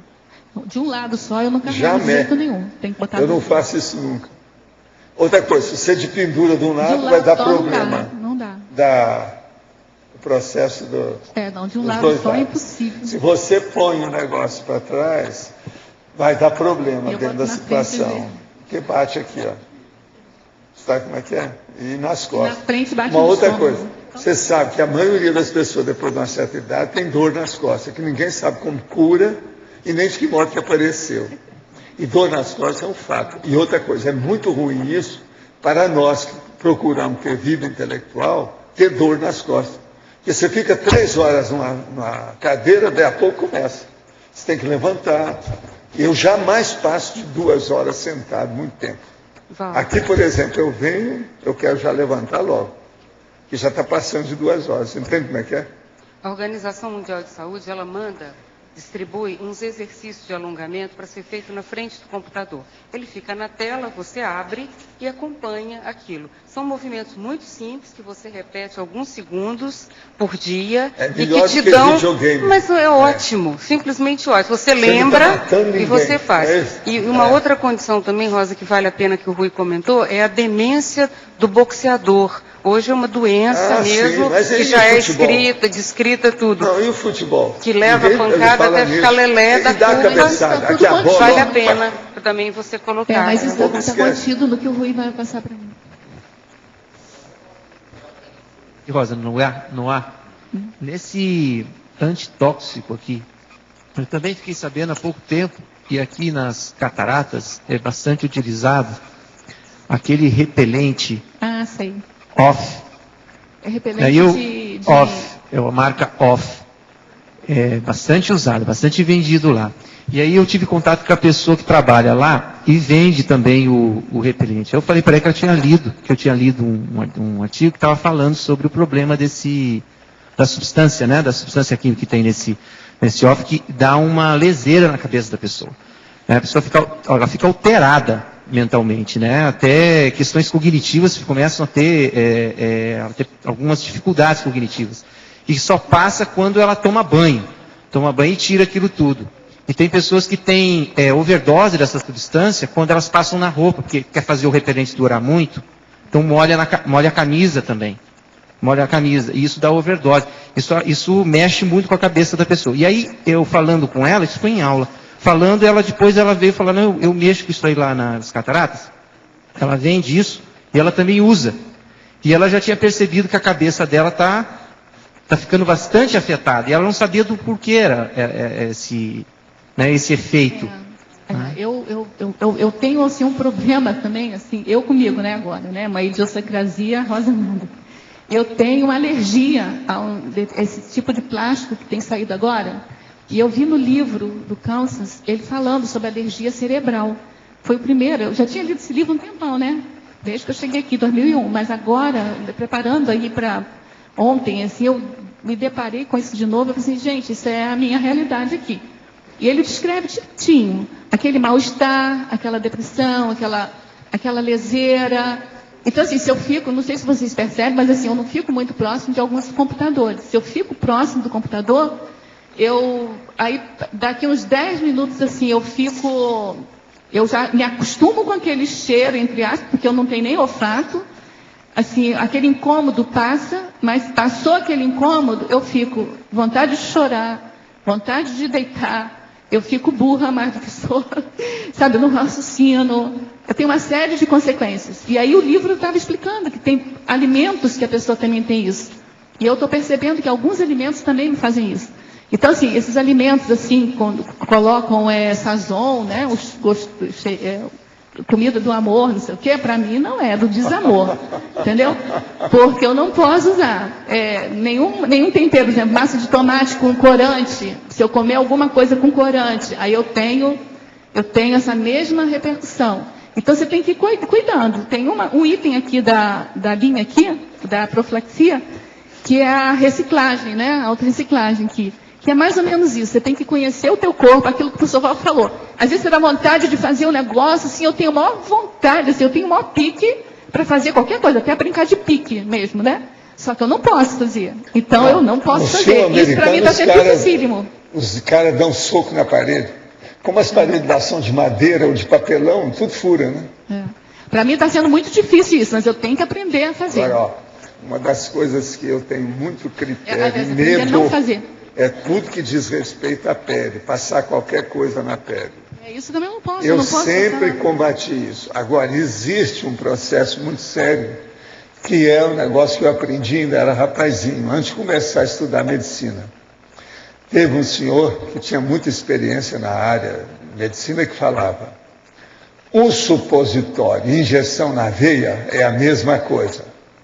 Passar alguma coisa na sua derme é uma injeção muscular. Eu nunca pude esquecer aquilo.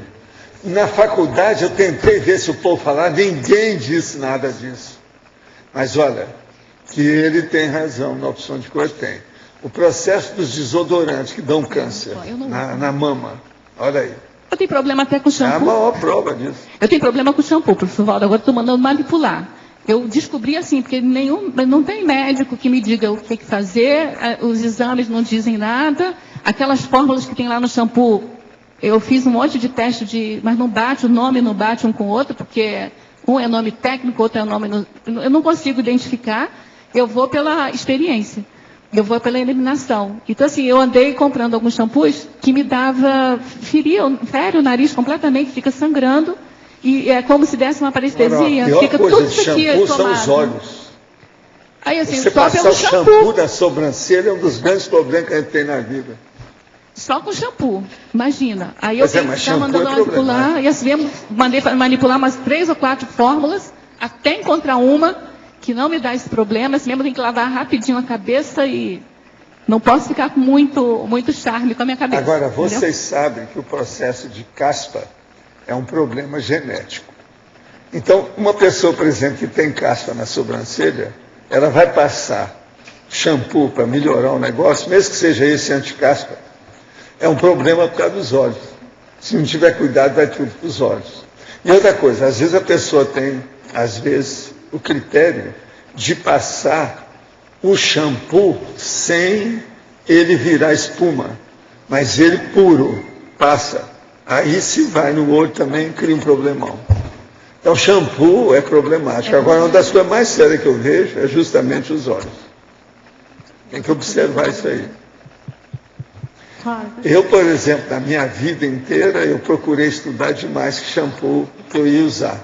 Olhei para todo lado, até que descobri um canadense, que é o que eu uso há muitos anos, é do Canadá. E outra coisa, uso profissional, que é o que a turma usa, que eu estudei com médicos dos Estados Unidos sobre o negócio e tal, muito sério. Por quê? Você tem que usar sabonete, não tem jeito. E em cabelo, shampoo é melhor do que sabão. Sabonete eu tenho um só que eu estou usando e que não dá nenhum problema, eu estou usando. Agora aqui, tenho boa memória para números, fisionomias e ideias, mas tenho dificuldade de lembrar nomes, detalhes do conteúdo de artefatos saber, conversas e alguns fatos do cotidiano. Leio mais de 10 livros ao ano e nos últimos 2 anos do mestrado li mais de 200 artigos. Porém, não consegui sentir melhoria. Qual a sugestão para melhorar esse tipo de memória? Olha, aí tem que ver essas drogas que às vezes ajudam. Por exemplo, o ginkgo biloba, o Tanacan. Mas é preciso disso, o médico ver se você pode. Porque senão você vai tomar o Tanacan, ele vai influir nos remédios que você toma, devido à interatividade medicamentosa. Precisa olhar isso com calma. Mas o caso aqui, isso aí está começando a ter hipomnésia. Começa desse jeito que você está mostrando. Isso é típico. Eu, às vezes, tenho esse processo do jeitinho que você está falando aí. Agora, a gente tem dificuldade, primeiro, é com a memória nominativa. O EV ajuda a mexer com o cérebro, ajuda também a evitar sem envelhecimento. Quanto mais EV, mais o cérebro atua, aí depende, né? Porque tem gente que mexe com EV e depois só vai nadar, né? Então o cérebro... Falar nisso, professor, eu tenho uma pergunta para o senhor. Vem na minha cabeça assim, o ectoplasma neuronial, o neuroectoplasma, ele sai da bainha de mielina ou sai de outro lugar? Eu não sei, na minha cabeça. Do processo todo você tem que notar que ele sai do núcleo de alguma coisa. Então pode da ser maior intimidade é que sai, mas a parte de fora. Não entendi. Você olha o que é o mais interno, íntimo do processo, e vê a parte de fora que fica ali. Então, por exemplo, aí no caso, se tem o processo da mielina, seria mais a mielina. É a mielina, né? Porque veio isso na minha cabeça, assim, de repente. Nada disso está assegurado. Preciso fazer muita experiência ainda. Estava conversando e quando entrei em determinado assunto, o meu corono chakra ativou. Senti queimar as contrações. Agora, ao lembrar o assunto, sinto a mesma sensação no chakra. Por onde posso iniciar a pesquisa para entender o porquê da repercussão do assunto no chakra? Olha, é anotar e ver as sensações da sua sinalética. Isso aí é um processo sinalético, tem que estudar mais. Agora, para você. poderia aprofundar o anti-envelhecimento cerebral, relacionando-o com o cérebro físico utilizado pelos serenões, inferindo sobre as limitações e facilitações no seu uso? Isso é com você que é serenona, eu não sei. Ele está perguntando, anti-envelhecimento? É com você. O que a gente sabe, assim, até já estudei, né, bastante sobre serenão, mas não entendo ainda muito, não. Mas um dia eu vou chegar lá. Essa é a minha esperança. A gente tem informação pelo professor Valdo, pela teoria que ele já escreveu aí no Homo sapiens pacífico, que o serenão seria aquele que utiliza 100% do cérebro. Então, isso, a impressão que me dá é que ele mantém aí, apesar do envelhecimento, porque o envelhecimento das fibras é inexorável, né? O corpo vai um dia morrer mesmo. Então, ele vai, no processo para a morte, para a dessoma, ele vai enfraquecendo, né? Então, assim, mas ele, com certeza, ele não vai perder a vivacidade. Existe uma elucubração, uma hipótese tentativa. Pela história, os historiógrafos, eles dizem o seguinte: o gênio é aquela pessoa que equivale a 1 milhão de pessoas daquela nação. Esse é um gênio, tá certo? Então agora vamos fazer o translado dessa ideia para a serenologia do serenão. Então, para ter um serenão, nós precisamos ter 1 milhão de pré-serenões. Aí nós vamos ter. Então, por exemplo, se eu juntar vocês todos, pouco a pouco, eu acho que eu vou entender o serenão. Vai dar um serenão. Você está entendendo? Vai dar um serenão. Então, o processo agora é juntar 1 milhão para a gente chegar no processo da genialidade. Agora, o que você acha da minha hipótese? Não é o caso para se estudar? Eu acho. Agora eu lembrei de um outro caso, uma outra coisa que eu li agora, recente, que pode também ter relação com isso. É que assim, eles fizeram exames de pós-mortem, né? E viram que pessoas que estavam com Alzheimer e não apresentavam os sintomas do Alzheimer, eles estavam com o cérebro bem ainda grande ainda, eles não estavam bem atrofiados. Porque a gente vendo a fotografia, né? O cérebro fica todo atrofiado mesmo. E aí a hipótese é que essas pessoas tinham o cérebro muito grande.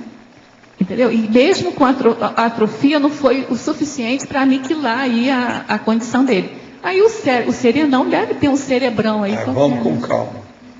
Isso aí é verdade, não procede. Pelo seguinte, nos estudos meus de neurologia, aquela coisa toda, uma pessoa que tem cérebro grande, ela pode ter tido uma hidrocefalia cheia de água. Eu tratei de um monte de gente assim. Tem cara cabeçudo que parece que tem uma coroa na cabeça. Talvez eu tão tenha grande. Errado, talvez seja o córtex, alguma coisa assim. Totalmente abilolado. Ou seja, débil mental. Não. Eu posso estar falando alguma coisa errada. Então, vamos com calma com isso. Eu posso estar falando alguma coisa errada. Pode ser o córtex, pode ser alguma coisa assim, porque eu não estava excluindo. Outra coisa, eles quiseram estudar e pegar o cérebro do Einstein, você sabe. Muita gente andou estudando aquilo. A única conclusão viável que tem algum processo lógico e racional é que lá o processo não era o tamanho do cérebro, mas as interconexões dos neurônios. Porque é pela interconexão que você vai ver como é que é a pessoa. Então, por exemplo, eu acho que aqui, a maioria tem mais interconexão que a média do povo lá fora. Mas eu acho que a lógica é essa. Isso é básico. De tudo que eu estudei, o básico Agora, eu vejo isso muito antes de descobrir esse negócio do Einstein, porque eu recebi uma mensagem psicografada que falava nisso. Assim, o negócio são os links. Escreveu várias vezes na psicografia. Links. Estude isso, os links. Mas é isso também. Depois eles começaram a falar que são as interconexões. Então, glia, dendrito, tudo isso tem que chegar num ponto que vai entrar na sinapse. O negócio todo é esse. Mas o processo, então, de neurônio, ele até um certo ponto é secundário. Então, o tamanho do cérebro, essa coisa toda, tudo é secundário. Outra coisa, o cérebro do Einstein era dos pequenos, não era dos grandes. Entende? Era muito levinho. Então... Rosa, aqui no ar, para a patologia, a terceira linha de baixo para cima. que você fala os estudos avançados da paracerebrologia na Comunex Interlúdio. Aí eu gostaria de saber como foi o seu acesso a essas informações. Não, o meu acesso aqui foi da tertúlia. O professor Valdo sempre fala, meu acesso é restrito. Eu ainda não consegui o passaporte lá para... Mas o AIEC é um que estuda isso. Pois é, o professor Valdo sempre fala que o AIEC faz parte. parte. O que ajuda ele é o espartano, às vezes, nas coisas. Agora, o espartano, essa temporada, tem uma temporada que está trabalhando fora. Então, eu já tive notícia. Eu não recebo nenhuma notícia, nem pelo iPad deles. Mas de vez em quando eu fico sabendo. Agora, de qualquer modo, olha, quando eu estava estudando o cérebro, que eu gosto muito de estudar cérebro, eu estava assim, ai gente, tomara que seja isso aqui, assim, que eu possa fazer, sei lá, ser varredora lá da Interlúdio, alguma coisa do laboratório lá quando eu dessomar, né? Então, assim, eu estou querendo ver se eu vou ter, assim, sabe, vou me candidatar lá, alguma coisa lá desse laboratório aí. Rosa. Oi. Aqui no B, Cristiane. Você acha que, com relação à alergia, né, que a gente estava comentando aí no assunto anterior, você acha que o aumento dos elementos que podem desencadear alergia na gente tem relação com o desenvolvimento da sensibilidade parapsíquica? Eu acho que tem sim. Mas tem também com outras questões fisiológicas. No meu caso, eu já estou estudando que, no meu caso, tem relação com a questão da pós-pólio também. Porque a pessoa de pós-pólio, ela fica muito mais sensível do que as outras, do ponto de vista fisiológico. Tá certo? Certo. Só que eu acho que a questão do parapsiquismo também. Porque só de você pensar aí a questão da sinalética parapsíquica, que você começa a se predispor a perceber tudo que está em volta, você começa a perceber até a parte física mesmo. Entendeu? Agora, a alergia é uma questão de acúmulo também, né? À medida que a pessoa vai ficando com mais idade, vai acumulando mais. Então, assim, eu hoje, olhando para trás, a minha própria poliomielite, eu faço uma hipótese, porque na época que eu tinha 1 ano, e meu pai e minha mãe estavam reformando a casa. E eu tenho alergia à poeira e a cimento. Então, eu fiquei vulnerável. Entendeu? Para mim, eu acho que não foi nada marcado de destino, acho que foi um acidente de percurso. E aí, assim, ó, de lá para cá, eu enfrentava poeira, enfrentava cimento, não tinha problema nenhum. Eu só fui ter problema mais sério agora. Depois que eu vim morar na minha casa aqui, que a casa era nova, eu comecei a ter. Porque justamente a idade, né? E aqui tem muito agrotóxico também, na época da soja. Então, assim, eu comecei a ter aqui. Tem muita relação também com o período que você está passando intimamente, e o processo da imunidade sua. Você veja bem, esses dias teve um negócio aqui, lá no restaurante, e então falaram para eu não ir, mas demorou, eu fui lá. Não senti nada. A Mabel, que estava comigo, a gente estava discutindo, saiu de lá, ela teve uma alergia o dia inteiro, coriza. Eu não tive nada. Eu estou com minha garganta, meu trato, assim, todo tomado de como se tivesse uma laringite muito forte. A gente está tendo aula lá do lado, né? Pois é, lá, e ontem eu tive a manhã inteira lá.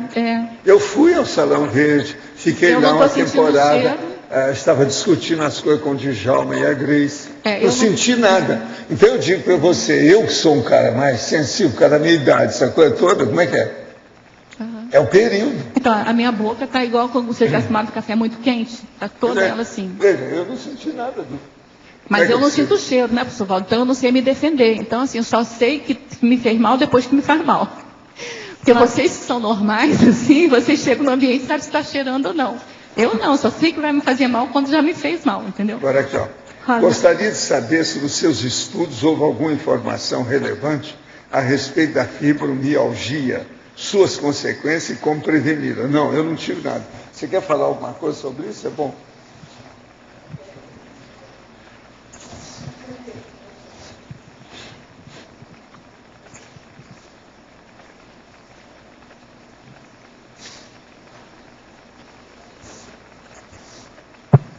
A fibromialgia é uma doença relativamente recente, considerado um diagnóstico de exclusão e caracterizada pela pessoa apresentar dores em diferentes pontos do corpo.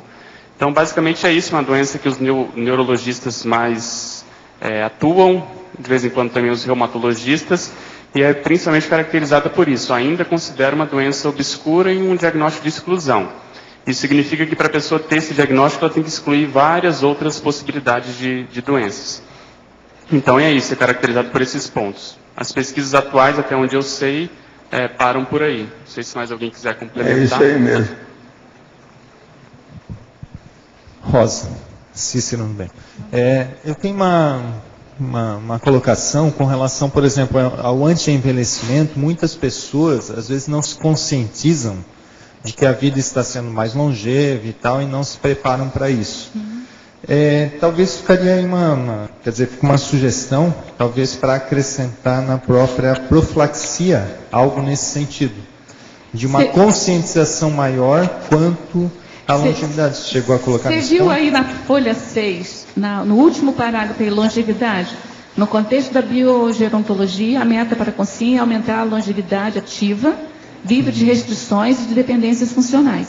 A condição essencial para se viver mais e melhor e com melhor qualidade de vida é planejar o envelhecimento. É mais ou menos isso. É mais ou menos isso. É para a pessoa ter consciência, né, de que ela tem que planejar desde jovem, né? Não adianta. Não só o planejamento nesse sentido de Por isso fazer eu digo assim, que eu mas tô- a postura mental. Eu estava mais colocando nesse sentido, da pessoa manter uma postura mental favorável a uma vida mais longeva. Nesse sentido. Tá? Mas eu acho que está ok nesse sentido. Agora, eu chamo a atenção de vocês que a professora Rosa estudou 12 ciências aqui e colocou na listagem da interdisciplinologia. Tudo específicas e, vamos dizer, com aproximações simples.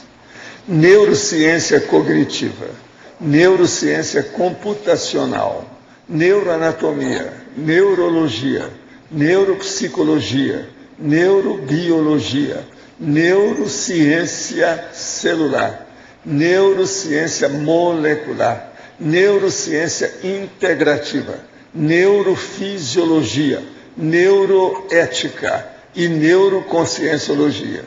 Além de outras que ela andou tomando, que abordou, por exemplo, na mitologia tem a neuromitologia.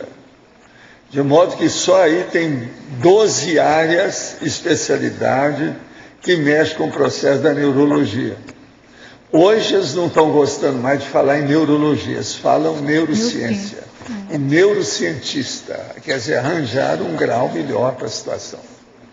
Mas isso eu acho que é a base do processo de envelhecimento, é estudar isso aí. Agora, se estudar agora a neuronanotecnologia. Tá certo? Essa eu estou esperando para ver o que vai dar. Está faltando aqui. Professor, dá tempo de fazer mais uma pergunta ainda? Aqui na B. Dá tempo? Ainda sobre a questão da alergia e intoxicação, né? Eu queria saber, ouvir a opinião do senhor ou dos outros médicos com relação ao fumacê da dengue.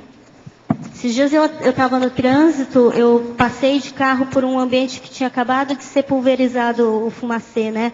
Eu passei muito mal, essa sensação aí de some, fica branco, trava, tranca. É uma economia de males? É necessário? Olha, o melhor aqui em Foz é quando eles estiverem julgando agrotóxicos na plantação de soja, é bom a pessoa não sair muito para esses lugares. Eu condeno, desde que eu cheguei para cá, faz 16 anos, esse processo de ter plantação de soja dentro do perímetro urbano. Eles têm que acabar com isso. Mas, você andando aqui um pouco, tem uma das maiores plantações. Quando tem isso, eu não saio de casa. E o fumacê da dengue? Eu saio com o carro fechado, com ar-condicionado lá dentro. Porque isso aí é terrível, porque o vento traz de lá para cá, aqui sopra muito vento de lá para cá. Então você sente direitinho que tem alguma coisa. Não precisa nem de me falar que eu sei quando tem agrotóxico. Entende? Porque aqui praticamente não tem poluição, você vive no meio do mato. É zero partícula no ar, a maior parte do tempo. Pior as coisas aqui, justamente, é quando tem agrotóxico. E quando cortam a soja também. Que aí quando cortam tem aquela fuligem assim, ó. Aquela... Sei, mas o processo mais fumacê da sério dengue mesmo é a é o mesma agrotóxico coisa. na soja. O fumacê da dengue é a mesma coisa, então. Fecha, você tá... Melhor é evitar sair naquele lugar. Agora, o que é ruim aqui em Foz é isso que eu sempre falei. No perímetro urbano tem plantações de soja. Isso é um problema. E eles não sabem fazer a plantação sem agrotóxico. A maioria aí não faz porque tem interesse econômico-financeiro, é um problemão isso aí. E outra coisa, Paraná e Santa Catarina já matou muita gente, até cantor aí, etc. E não adiantou nada. Fizeram muita repercussão disso, ficou por isso. Sai de falar nisso o tempo todo. Agora veja, as queimadas. Ele ainda faz queimada até hoje no Brasil, por aqui, por todo lado. Eu vejo o povo combater a queimada desde que eu era criança. Faz 70 anos. E aí continua do mesmo jeito, queimada do mesmo jeito. Quer dizer, a natureza humana é fogo. Se tem um interesse qualquer, se o negócio é particular, o negócio pode afetar a coletividade. E a coisa é feita intramuros, pequena, só aquela pessoa, não aparece muito. Isso aí é um problemão. Agora, Rosa, eu quero te falar que foi muito bom o seu verbete. Estou esperando agora os seus livros, a Mega Gesconso, a obra-prima. Sabe, nós todos estamos esperando, eu, a Adriana, o Antônio, a Dulce, a turma toda, a outra Rosa, você está entendendo, Ramalho, que está ali. Nós todos estamos esperando essas obras-primas. E outra coisa também, a Socorro está aí de olho, para ver o que é que tem. De modo que, vamos ver o próximo passo seu. Os nossos comerciais, por favor. Obrigado. As pontuações de hoje: 102 assinaturas no livro de presença, 15 perguntas presenciais, 19 perguntas online, 42 votos presenciais e 14 votos online. Hoje teremos os recados da Virgínia sobre a palestra online da Sinvex, o Júlio sobre a segunda semana da reeducação consciencial, a Marta sobre o debate reciclagens e PROEX, a Cristina Aracaque sobre o simpósio de democracia direta e a Neida sobre o curso do professor Marcelo da Luz em Curitiba.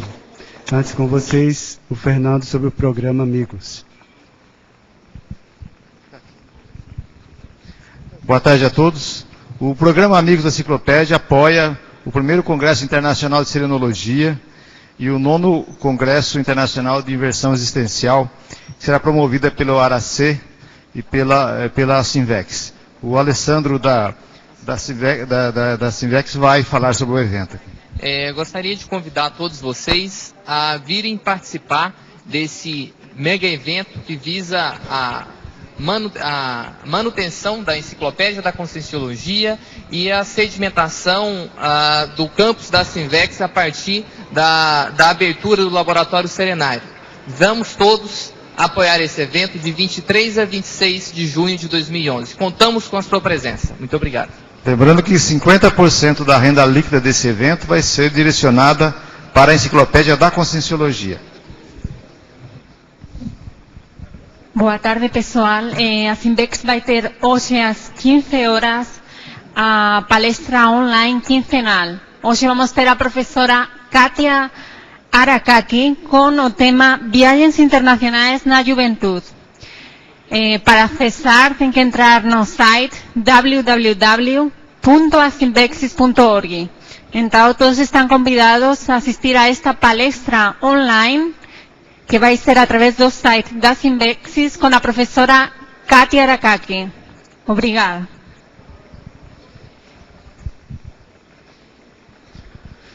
Boa tarde a todos. Eu gostaria de convidar novamente a todos aqui para a 5ª jornada de educação conscienciológica a ser realizada aqui no campus CAEC, nos dias 7 a 9 de outubro.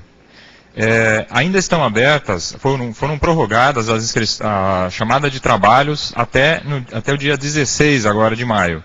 Então quem tem algum achado ou alguma experiência, alguma vivência, alguma proposta na área de educação conscienciológica, está convidado a submeter o seu artigo para essa jornada. Venha compartilhar a sua experiência. Obrigado. Boa tarde a todos. O convite é para o debate que acontecerá aqui no CIAEC das 15 às 17 horas na sala 1. O tema é reciclagens e PROEX. Todos estão convidados.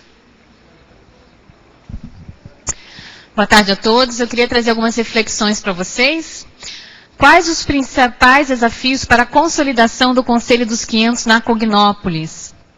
Em qual extensão a prática cosmoética da participação política direta favorece o exercício do direito à evolução?